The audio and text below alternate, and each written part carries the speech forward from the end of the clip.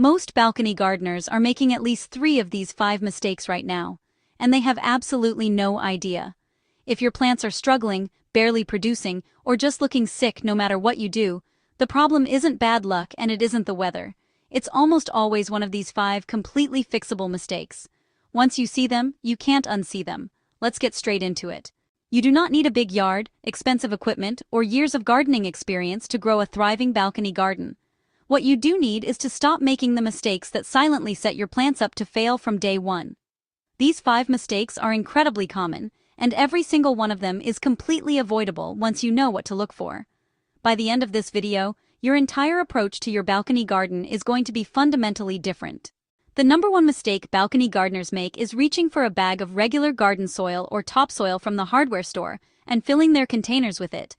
It looks like soil, it feels like soil, and the price is right, so it seems like a perfectly reasonable choice. But inside a container, regular garden soil behaves completely differently than it does in the ground.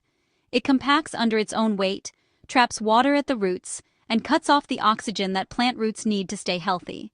Within weeks, the roots are sitting in a dense, waterlogged environment that slowly suffocates your plants from the ground up. The fix is simple. Always use a high-quality potting mix specifically formulated for container growing. A good potting mix is lighter, airier, and drains excess water properly while still holding the moisture roots need. Look for bags that list perlite or vermiculite in the ingredients. Those white, chunky pieces you see throughout the mix create tiny air pockets that prevent compaction and keep roots breathing properly. It is a small, inexpensive swap that makes an enormous difference to every single plant in your garden from the very first watering. Overwatering kills more balcony container plants than drought, pests, and bad weather combined. It is the most common mistake of all, and the cruel irony is that it comes from a place of genuine care. When you water your plants every single day because you want them to thrive, what actually happens is the roots never get a chance to access oxygen between waterings. Roots that sit in constantly wet soil begin to rot, the plant weakens from the bottom up, and the whole system slowly collapses. The worst part is that an overwatered plant looks almost identical to a thirsty plant, drooping, yellowing, struggling, which causes most gardeners to respond by watering even more, accelerating the damage. The rule that solves this immediately is the 2-inch test. Push your finger 2 full inches into the soil near the edge of the container. If the soil still feels moist at that depth, put the watering can down and come back tomorrow. Only water when those top 2 inches feel genuinely dry to the touch. Most balcony container plants in warm weather need watering every 2 to 3 days, not every day. On cooler days or in shadier spots, that gap stretches even longer.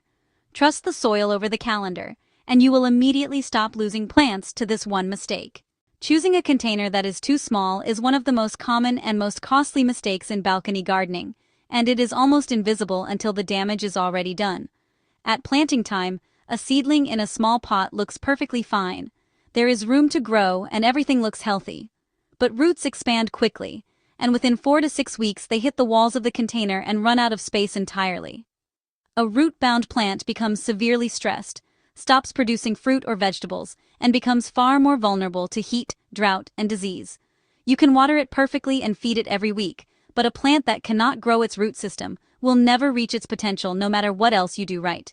The general rule is to size up your containers before you plant, rather than waiting to see what happens. Tomatoes need a minimum of 5 gallons of soil volume. That is roughly a 12-inch wide pot at least 12 inches deep. Peppers, eggplants, and large herbs like basil need a minimum of 3 gallons.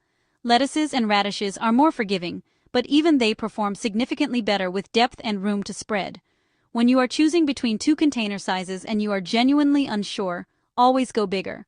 A larger container also holds more moisture during summer heat, requires less frequent watering, and insulates roots from temperature extremes, all enormous advantages on an exposed balcony. Before we get to mistakes 4 and 5, and these are the 2 that most people never even think about, if you are finding this helpful so far, take 2 seconds and hit that like button right now. It genuinely helps this video reach more balcony gardeners who need exactly this information. And if you want practical tips on growing real food in small spaces every single week, hit subscribe so you never miss a video. Now let's get into the last 2 mistakes, because these ones are the sneaky ones that catch even experienced gardeners off guard. Most vegetables need between 6 and 8 hours of direct sunlight every single day to grow productively, and deliver a real harvest. On a balcony, sunlight is the one factor you have the least control over, and it is the one factor that most gardeners never bother to actually measure before they buy their first plant. Your balcony's light exposure is shaped by the direction it faces, the height of your railing, neighboring buildings, roof overhangs, and even the seasonal angle of the sun. A balcony that looks bright and cheerful at noon might be deeply shaded during the critical morning hours when photosynthesis is most active. The fix takes just one day. Before you buy a single plant this season, spend one full day observing your balcony and noting exactly when direct sunlight hits each section and when shade moves in. South-facing balconies get the most direct sun throughout the day and can support almost any vegetable.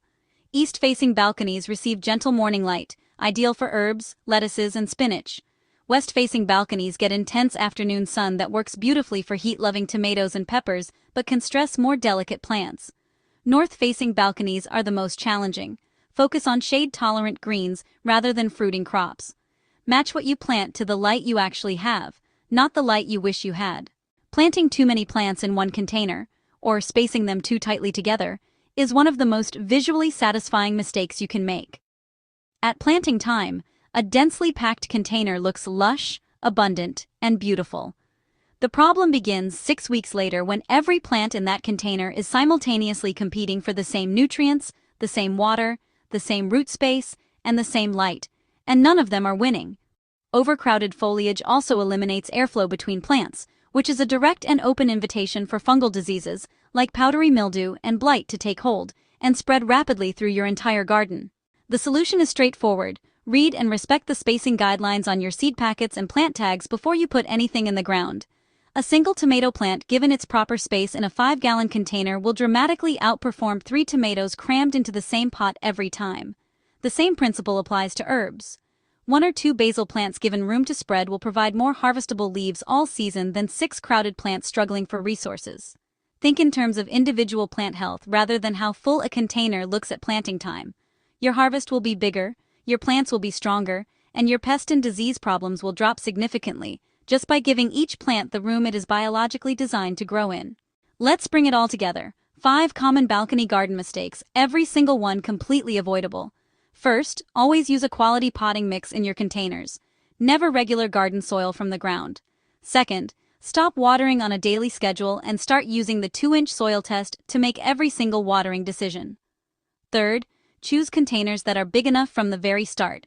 Root space is the foundation of everything that follows. Fourth, track your actual sunlight for 1 full day before committing to any crop, and match what you plant to the real light you have. And fifth, follow the spacing guidelines on your seed packets and resist every urge to pack too many plants into one space. Your harvest will always be larger when your plants have room to breathe. Make these 5 changes and your balcony garden this season will look completely different from anything you have grown before. These are not complicated techniques or expensive solutions. They are the fundamental principles that every successful container gardener follows, and now you have every single one of them. If this video helped even one of your plants today, please hit that like button. It genuinely makes a real difference to this channel and helps us reach more gardeners who need this information. Subscribe so you get every new video we put out on growing real food in small spaces, and drop a comment right now telling me which of these 5 mistakes you have been making in your own balcony garden. I respond to every single comment, and I genuinely want to hear from you. See you in the next one.